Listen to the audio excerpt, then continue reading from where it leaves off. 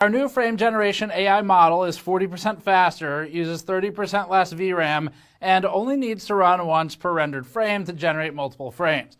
For example, in Warhammer 40k Darktide, this model provided a 10% faster frame rate while using 400 megabytes less memory at 4K. Max settings using DLSS frame generation, end quote. Now this section of the article is also interesting. It indicates that you'll be able to override the DLSS model used in games that don't get updates from devs, which is already possible to be done manually by some users who replace DLL files. But this new approach looks like it'll be more user-friendly. NVIDIA stated that its Blackwell GPUs will have 2x the memory bandwidth of Ada at 1.8 terabytes per second for the cited spec.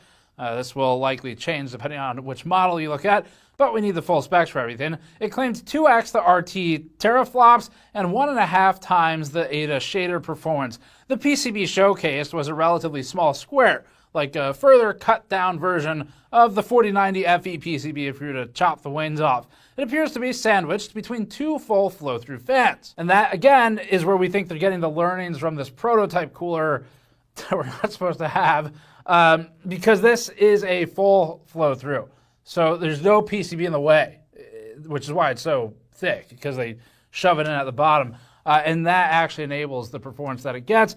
And so they're moving to full flow-through, sort of, except with that square PCB right in the middle. The design in their explosion diagram illustrates the PCB centrally with densely populated components on both sides of the board. The cooler also utilizes a vapor chamber cooling solution with what appears to be 5 heat pipes, assuming the render's accurate. The GPU directly contacts the vapor chamber, as you'd expect,